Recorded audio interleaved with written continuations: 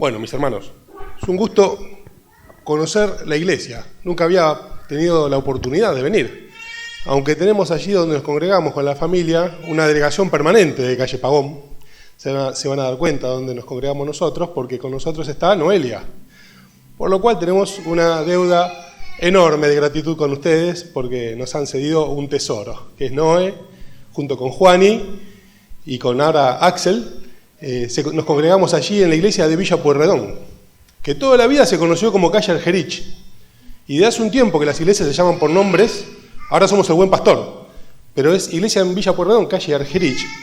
Y me acompaña hoy mi esposa Marcela. Mi nombre es Fernando de Gange, decía mi abuelo y mi papá. De Gange es como se pronuncia realmente, por lo cual yo digo de Gange, que es como decía mi papá. Y con mi esposa tenemos 4 hijos varones. Ivo, de 27, casi 28 años. El segundo es el Axel David original. Cuando conocimos a Noelia de novia con Juani, y conoce a mi hijo Axel, le pregunta: ¿Axel cuánto? Axel David. Dice: a mí me gusta ese nombre desde antes de conocer a Juani. Así que bueno, conservó la idea hasta este momento, y tenemos 2 Axel David en la iglesia, mi hijo y el de Noé y Juani. Y bueno, después está Ezequiel de 22 y Gonzalo de 15 años. 4 varones, nos congregamos y servimos al Señor en aquel lugar, por la gracia de Dios. Mis hijos están todos en el camino del Señor. Y bueno, como les decía, es una alegría poder conocer la iglesia en este lugar y compartir la palabra de Dios. Y el tema que me compartía el hermano Aldo al invitarme, mencionaba lo que escuchábamos hace un momento, que el tema del año son los principios bíblicos. Y qué bueno que es poder estudiar los principios bíblicos. Porque, hermanos, los cristianos nos manejamos por principios. Es muy importante tener principios. Eso facilita mucho la toma de decisiones cuando las decisiones no parecen tan claras. Uno, aferrándose a los principios, clarifica la mente, clarifica las decisiones. Yo siempre me acuerdo, hace muchos años trabajando con los jóvenes, porque ahora ya tengo 52 años, hace muchos años trabajando con los jóvenes en clases, como tienen ustedes, separadas de grupos más reducidos. No me acuerdo cuál era el tema, pero en un momento le pregunto a los jóvenes, ya grandes, con algunos años en la iglesia, si estaba bien o mal lo que hacía Robin Hood, robar a los pobres para darle a los ricos. Y para mi sorpresa no sabían qué contestar. Y digo: no, chicos, nosotros nos manejamos por principio, robar está mal, no importa que el argumento sea bueno. Hay argumentos que son muy buenos, pero si contradicen la palabra de Dios no sirven. Hace un tiempo se escuchaba, bastantes años, porque hoy ya está permitido, cuando en las Fuerzas Armadas no se permitían relaciones homosexuales en Estados Unidos. En cierta ocasión echan a un militar porque tenía relaciones con otro militar en su cuartel. Y el argumento que dio este hombre fue: me condecoraron por matar a un montón de hombres y me echan de la fuerza por amar a uno. Y uno dice: tiene razón, es brillante el argumento que dice, pero contradice un principio bíblico. Por eso es importante tener los principios, porque todo el tiempo nos llegan argumentos de este tipo. Y teniendo nosotros en claro lo que Dios quiere para nosotros, lo que expresa la palabra de Dios, muchas veces se simplifican las decisiones. Y hoy nos toca el principio de santidad, basado en el capítulo 1 de 1 Pedro, verso 15, pero yo los invito a leer un par de versículos antes. El hermano leyó un versículo antes, yo lo invito 2. 1 Pedro, capítulo 1, verso 13, hasta el 15, que es el tema central. Dice así, 1 Pedro 1.13, dice: por tanto, ceñid los lomos de vuestro entendimiento. Esto es una forma rara de hablar, está diciendo: ajustense el cinturón, hablando en criollo, parafraseando con todo respeto, diciendo: pónganse las pilas, a ver, ajustense un poquito. Sed sobrios y esperad por completo en la gracia que se os traerá cuando Jesucristo sea manifestado. Como hijos obedientes, no os conforméis, no tomen la forma de los deseos que tenían antes estando en vuestra ignorancia, cuando no sabían, porque ahora sabemos, porque tenemos la palabra de Dios. Y así, aquí sí, el verso 15 que dice: sino, como aquel que os llamó es santo, sed también vosotros santos en toda vuestra manera de vivir. Como aquel que nos llamó es santo, dice la palabra de Dios, que tenemos que ser santos nosotros en toda nuestra manera de vivir. Ahora, bueno, lo primero que tenemos que tener claro es qué es lo que significa santo. Acá dice que Dios es santo y se nos llama a nosotros a ser santos. Bueno, la palabra santo tiene dos acepciones básicamente. Una que se aplica a Dios y una que se aplica a nosotros. Una acepción de la palabra es limpio, perfecto, puro, que son cualidades básicas de Dios. Y esto se aplica a Dios. Pero otra acepción de la palabra santo es la que se aplica a nosotros y que significa separado para Dios. Nosotros tenemos que ser santos en toda nuestra manera de vivir. Todo lo que hagamos tiene que tener esta característica, que es que se tiene que notar que somos separados para Dios. Ahora esta segunda acepción, que es que somos separados para Dios, no excluye la primera. O sea, tenemos que ser separados para Dios y ser santos, ser perfectos, ser puros. Ahora tenemos que tener en claro que estas dos cosas, ser limpios, ser puros y ser separados para Dios, son posibles únicamente por la obra de la cruz, por medio de Jesucristo. Nosotros no somos santos, fuimos santificados. Así como no éramos limpios y fuimos limpiados. No éramos puros y fuimos purificados. Y todo esto es por obra de la cruz. No tenemos nosotros, hombres y mujeres, la posibilidad de hacerlo por nuestra cuenta. Y la única manera de poder permanecer, persistir en esto, es estando cerca de Dios, en comunión con Dios. Si no, es algo que humanamente es imposible. Y esta forma de vivir, apartado para Dios, de una manera santa, son evidencias palpables que se ven de lo que no se puede ver. ¿Qué es lo que no se puede ver? La fe. Nosotros no podemos saber lo que hay en el corazón de alguien, si cree o no cree. De hecho, el Señor mismo dice en aquel día, van a venir muchos y van a decir, Señor, en tu nombre echamos fuera demonios, hicimos muchos milagros, no cualquier cosa, no sé acá, pero allí en Argerich no hay mucho que hagan milagros. Y el Señor dice, apártense de mí, yo no los conozco. Yo imagino que si alguno hacía milagro, muy pocos en la iglesia tendrían dudas que si eran creyentes o no. Pero la fe no es algo que se pueda ver. ¿Qué es lo que se puede ver? Nuestra conducta. Que según Santiago es lo que evidencia nuestra fe. Lo que no se puede ver se hace evidente por las obras, por cómo nos conducimos, que no son para salvación, sino son a causa de la salvación. Si nosotros somos del Señor, ¿se tiene que manifestar con lo que decimos? Por supuesto que sí. Primeramente a nuestros hijos y a quien tengamos cerca, mientras tengamos aliento, lo tenemos que decir. Pero sobre todas las cosas, se tiene que ver en cómo vivimos. Por eso es importante evaluar la conducta, a ver si están estas evidencias de santidad. Porque no es garantía los años en la iglesia. Esto es como el pediatra. Yo le decía, tengo 4 hijos, ya ninguno va al pediatra, pero en el tiempo que eran chiquitos los llevamos al pediatra. El pediatra no pedía el documento y decía, a ver cuánto tienes, 5 años, va fenómeno, vaya a la casa. No, lo medía, lo pesaba, revisaba signos. Miraba que hubiese signos de crecimiento para determinar si el desarrollo de la vida del chico estaba bien o había algún problema. No basta decir, tengo 30 años de iglesia.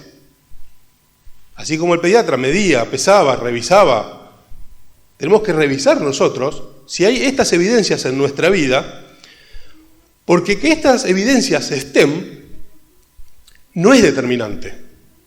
Puede que tengamos algunas conductas, como estos que echaban fuera demonios, y no signifique que necesariamente seamos del Señor. Hay mucha gente que es religiosa. Yo conozco gente que no es del Señor, y para vergüenza nuestra lo digo, a veces tiene una conducta que es mejor que muchos creyentes. Yo conozco un muchacho que nació en un barrio muy humilde, pudo estudiar porque el hermano se dedicó a trabajar para aquel estudio y tiene un puesto muy importante en una empresa.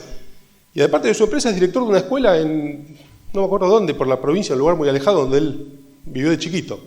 Le dedica medio día de su vida principalmente para educar a esos chicos, carentes de todas las cosas.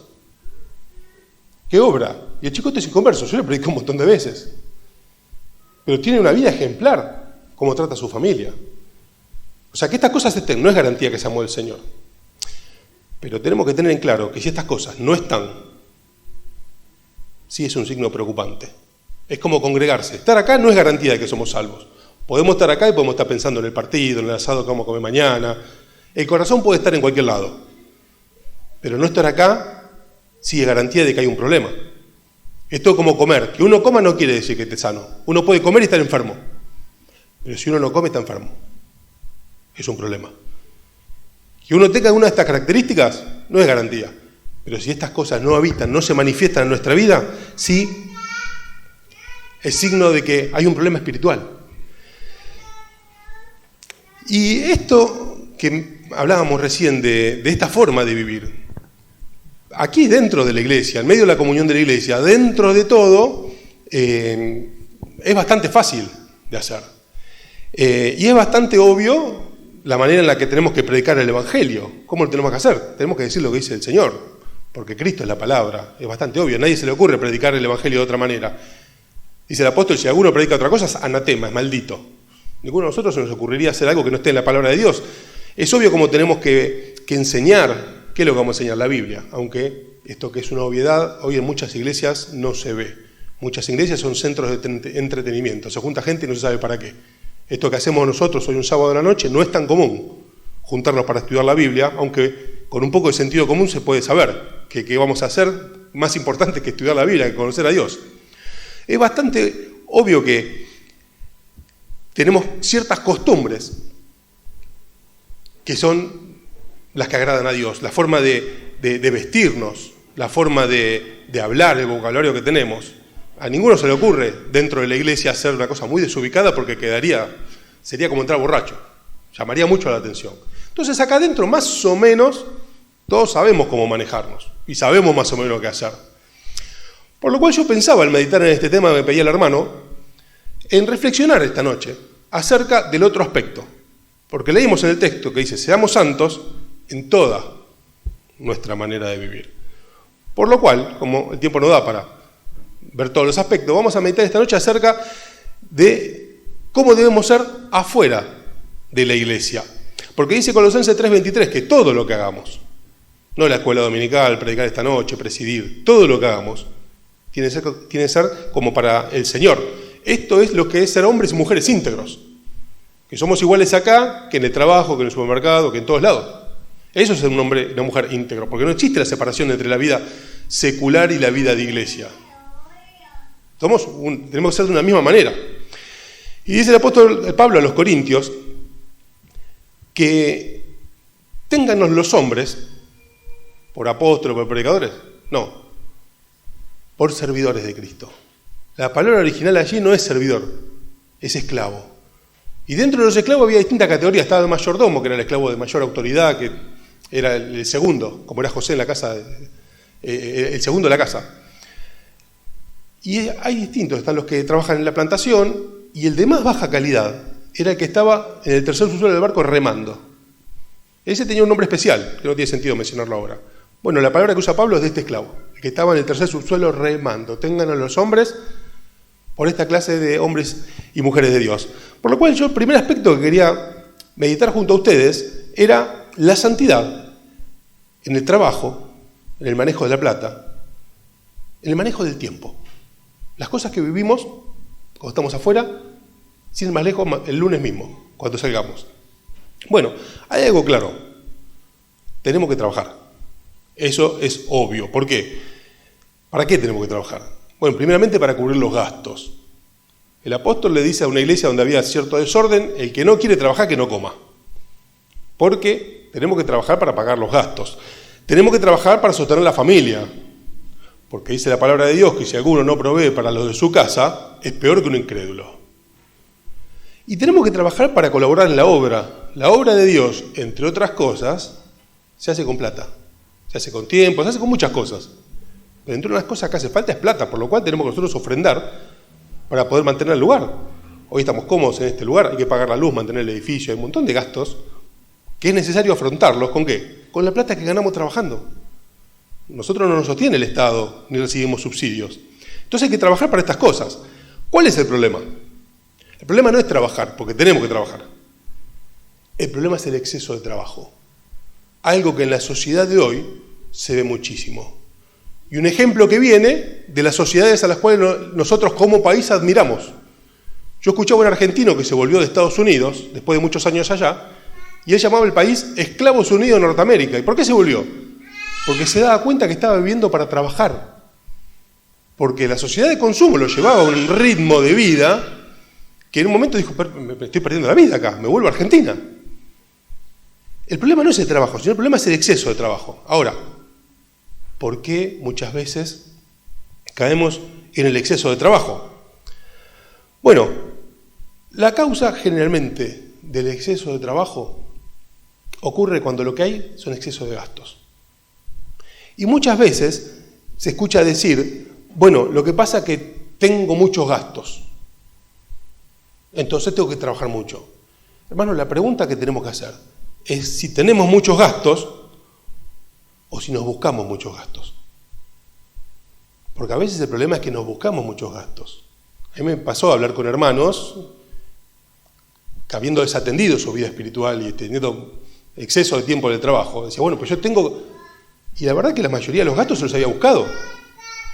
Entonces tenemos que ver si los gastos que estamos teniendo, el trabajo que estamos haciendo por demás de lo normal, digamos, del tiempo normal de trabajo, es para pagar mis gustos. No hay problema en tener nada. No hay problema si Dios lo da, en tener auto y más nuevo, y si los hijos pueden tener, y si puede irse de vacaciones, y si se puede tener quinta, no hay ningún problema. El problema es cuánto nos está costando, no cuánto cuesta en plata. ¿Cuánto está costando en tiempo? Muchas veces el exceso de trabajo es para pagar cosas que a mí me gustan, para poder solventar mis pasatiempos o para cubrir mis expectativas. Entonces, si el exceso de trabajo es para estas cosas, tenemos que pensar que el costo que estamos pagando es muy alto. No en plata, vuelvo a decir, sino que el tiempo que estamos dedicando. Lo cierto es que Dios nos da bienes. Por la gracia de Dios tenemos bienes.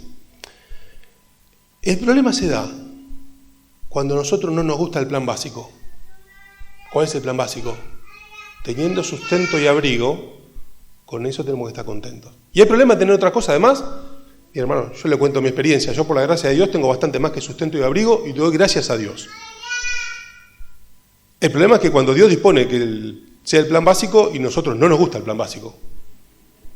Y eso nos lleva a invertir más horas de las que debemos invertir en el trabajo, y eso afecta a la vida familiar, la vida espiritual, la vida congregacional, la vida de servicio. Y nosotros tenemos que ser santos, apartados para Dios, en toda nuestra manera de vivir.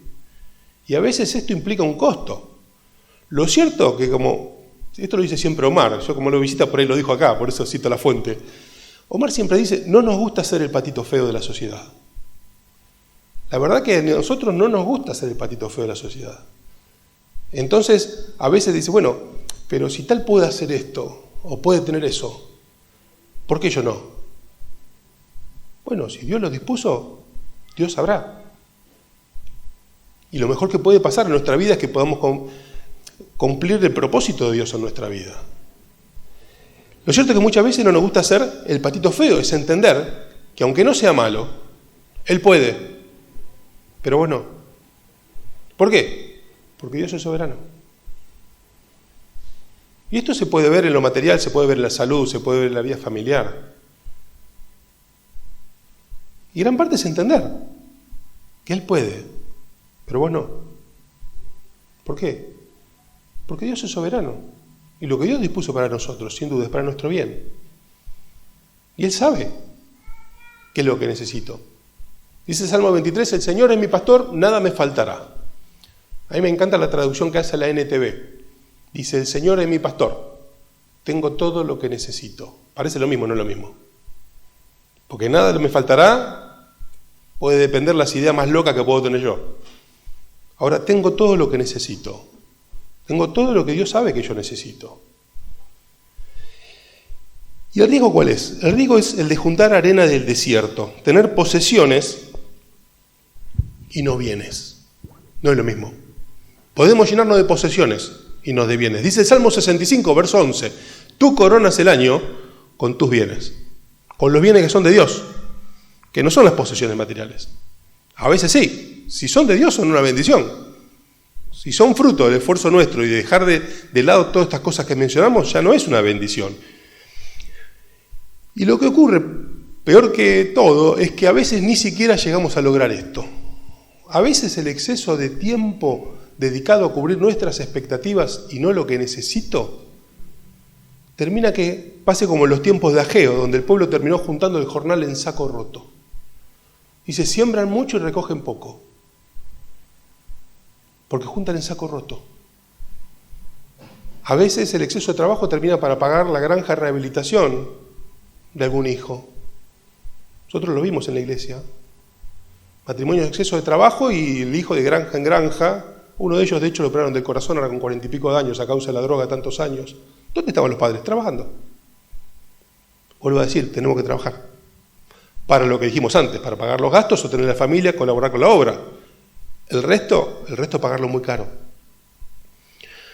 ¿Cuál es la excusa que se da normalmente? Bueno, lo que pasa es que soy adicto al trabajo. O hay otra excusa que es más espiritual. No, el ministerio mío es el de ofrendar. Hermanos, esas dos cosas no existen. No existe la adicción al trabajo. Y no existe el ministerio de la ofrenda. La ofrenda es un privilegio que tenemos todos los hijos de Dios. Aunque se trate de pintar de forma espiritual, trabajo mucho para ofrendar mejor, es una excusa para poder solventar lo que a mí me gusta. Ahora, ¿cuál es la consecuencia cuando nosotros trabajamos más de lo que debiéramos trabajar?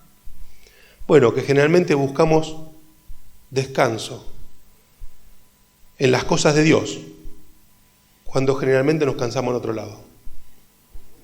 La primera consecuencia cuando nosotros dedicamos más tiempo al trabajo es que buscamos descanso de las cosas de Dios, de la congregación, de leer, de orar, de servir. Buscamos descanso de estas cosas, cuando en realidad nos estamos cansando en otro lado. Tenemos que saber que no todos buscamos lo mismo, porque no todos valoramos lo mismo. No todos le damos el mismo valor, el mismo precio a todos, porque no todos creemos lo mismo. Y Dios nos llama a tener fe. Sin fe es imposible agradar a Dios. ¿Y qué es fe? Anoche lo compartimos en la iglesia con los hermanos. Fe simplemente es creer que si Dios dice que va a pasar algo, va a pasar. Así de sencillo. Si Dios dice que va a pasar algo, va a pasar. Y si Dios dice que tenemos que conducirnos de cierta manera y Dios nos va a bendecir, va a pasar. Como también dice que si no le hacemos caso y hacemos estas cosas, nos va a ir mal. Y va a pasar.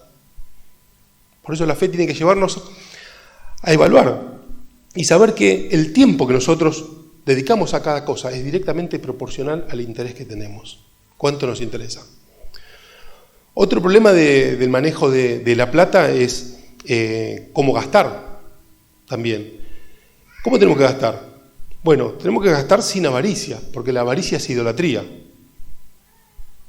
O sea, no tenemos que trabajar de más, pero tampoco tenemos que ser avaros, porque la avaricia es idolatría. Pero tampoco tenemos que despilfarrar. La abundancia de bienes no justifica el derroche. Allí el Señor, cuando hizo el milagro de la multiplicación de los panes y los peces, los discípulos después, cansadísimos de alimentar a 3.000, a 5.000, un montón de gente, estaban muy cansados. Dice, bueno, junten en canastas los que sobró. El Señor, no costó nada, vos oraste, se multiplicó, dejalo, se lo comen los pájaros. No, porque la abundancia no justifica el despilfarro. Entonces tenemos que gastar sin avaricia, pero tampoco tenemos que despilfarrar. ¿Cuál es la medida? Piadosamente, sabiendo que lo que somos y tenemos solo es nuestro en Él, como cantamos tantas veces. Tenemos que gastar piadosamente. A veces tenemos que trabajar mucho porque lo que hay es escasez. A veces son tiempos que Dios permite. El apóstol dijo, sé tener abundancia y sé tener escasez. Pero ocurre que a veces la escasez tiene el origen en cómo damos. La falta de ofrenda muchas veces trae necesidad a la economía familiar. Porque eso es falta de fe también. Fe es creer que si Dios dice que algo va a pasar, va a pasar. Y Dios dice que cada uno, según como haya prosperado, tenemos que ofrendar. Al principio, no al final, porque al final nunca sobra. Si sacamos al principio, yo trabajo por mi cuenta, no sé cuánto gano realmente. Porque es irregular. Entonces, cada cosa que cobro, tengo un porcentaje determinado, aparto, tengo una parte especial de billetera y voy separando al principio. Porque al final no va a sobrar, si no. Entonces tenemos que ver, a veces la falta es por ese por ese problema, cómo damos, cómo ofrendamos, cómo ayudamos a quien nos llega la oportunidad de ayudar. Yo creo que las palabras más escuchadas en los tiempos que vivimos hoy son estoy cansado, no tengo tiempo, no tengo plata. ¿Le suena? Yo lo escucho todo el tiempo. Estoy cansado, no tengo tiempo, no tengo plata. A veces el Señor lo permite. Hay tiempos que son de mucha ocupación, pero a veces es porque no nos gusta el plan básico, porque no nos gusta hacer el patito feo. Y Dios no fuerza a nadie a que le siga. Nosotros seguimos voluntariamente al Señor. Pero si alguno quiere seguir al Señor, las reglas las pone Él. Dios no fuerza a nadie a que le siga. Pero si alguno lo quiere seguir, las normas las pone Dios. Y eso es una vida vivida en santidad. Es una vida vivida como Dios dice que hay que vivir. Y gran ganancia, mis hermanos, es la piedad acompañada de contentamiento. Porque sin contentamiento se nos puede arruinar la piedad. Contento con lo que tenéis ahora, dice. Porque si no es así, se nos arruina la piedad. Podemos caer en estas cosas. Otro aspecto en el cual tenemos que ser santos. Para afuera, decimos, ¿no? Estamos hablando de las cosas de la pared de la iglesia para afuera. Es en nuestras responsabilidades. Porque está claro que si tenemos una clase de escuela dominical es raro que salvo que estemos enfermos faltemos. Nuestras responsabilidades tratamos de cumplirlas acá. Bueno, pero en toda nuestra manera de vivir significa que afuera también tenemos que cumplir nuestras responsabilidades. Porque nuestro testimonio, cómo nos conducimos con los de afuera, es lo que nos va a abrir puertas para poder predicarle la palabra. Ellos no conocen, la gente posiblemente nunca haya leído el Evangelio según San Mateo, San Lucas o San Juan. Pero conoce el Evangelio según San Mateo, San Fernando, según San Aldo, según Santa Marcela. Y ellos van a conocer a Dios viendo primeramente cómo nos conducimos nosotros, y esto debiera abrirnos la puerta para poder predicarles. Dios entiende el amor como una acción, no en sentido romántico que se escucha en la sociedad. De tal manera amó Dios al mundo que le escribió una carta, no, que dio. Dios entiende el amor como una acción. Y esto tiene que ser así para con los hermanos, sí, y para con los de afuera también. Nada, entre comillas se podría decir, nada convierte tanto, nada da tanta oportunidad de hablarle a alguien del Señor como cumplir nuestras responsabilidades afuera. Porque todos nos ven cuando hay alguna colecta, si colaboramos o no. Si hay algo que hacer en la escuela de los chicos, si ayudamos o no. Todos nos ven si cumplimos las normas. ¿Cómo nos conducimos en un embotellamiento de tráfico? Una vuelta tuvimos un campamento de adolescentes en Santa Teresita. Y yo tenía una camioneta furgón bastante grande y llevé unos cuantos adolescentes. Y estaban algunos de mis chicos que eran chiquitos en aquel momento. Fin de semana largo, un tráfico a la vuelta, veníamos paso de hombre por la ruta. Y cada tanto pasaba por la banquina alguno, voy en el aire. Y los chicos decían, ¿pero por qué no vas por ahí? Y yo explicándole esto. No, porque gran parte de cómo lo tenemos que conducir afuera es en nuestras responsabilidades. No podemos quebrantar la ley. Y no podemos ir por la banquina. Y en eso pasa un hermano que viene a buscar chicos de la iglesia, como no sé cuándo, por la banquina. Y vaya a explicarle a los chicos, ¿no? Complicadísimo. Pero bueno, mis hermanos, esto se tiene que ver también en si tenemos que sacar escombros, ¿cómo lo vamos a hacer? ¿Lo vamos a embolsar, llamar o lo vamos a tirar en la esquina cuando nadie nos ve a la noche?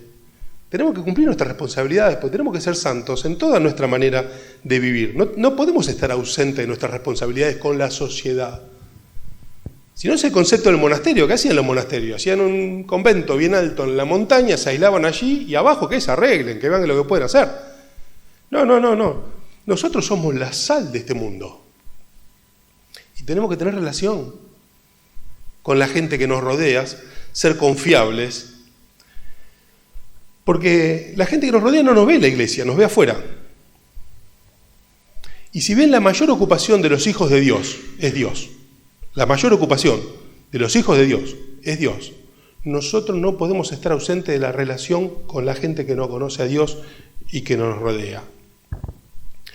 Otro aspecto en el que tenemos que ser santos, que ya avanzó el tiempo y tenemos que ir terminando, es en las relaciones personales que tenemos, cómo nos manejamos con las relaciones que tenemos en el trabajo, en la escuela, con los vecinos, con la gente que nos relacionamos fuera de la iglesia. Bueno, digo claro, Santiago 4 dice que la amistad con el mundo es enemistad contra Dios. Por lo cual no quiero saber nada con la gente que no conoce a Dios. Hermanos, tenemos que entender lo que es el mundo. El mundo no es ni la gente en conversa, no es el planeta, no son las plantas. El mundo es un sistema que hizo el hombre para vivir como a él le parece de espaldas a Dios. Repito, pues es importante. El mundo es un sistema, una forma con ciertos valores, forma de conducirse, que hizo el hombre para vivir como a él le parece de espaldas a Dios. No es la gente que no conoce a Dios. Y para poder predicarles, tenemos que tener cierta relación. No es que vamos a ser íntimos amigos, pero tenemos que tener una buena relación. No es que no le vamos a hablar, lo vamos a tratar como fuese un leproso y un día le decimos, toma, te doy un folleto. La gente va a decir, ¿qué le pasó? ¿Por qué se le ocurrió esto? Tenemos que tener cierta relación. ¿Tenemos que ser amigos? No, no es que seamos amigos, pero sí cierta cercanía, con un objetivo claro. ¿Cuál va a ser el objetivo de esta cercanía? Que la persona se convierta. Y tenemos que entender que esto es un proceso. Si bien la conversión es un momento cuando la persona cree, generalmente la conversión es un proceso, es un tiempo donde Dios habla, Dios trata con la persona. Así es mi experiencia y la de tantos, donde Dios estuvo tratando con nosotros.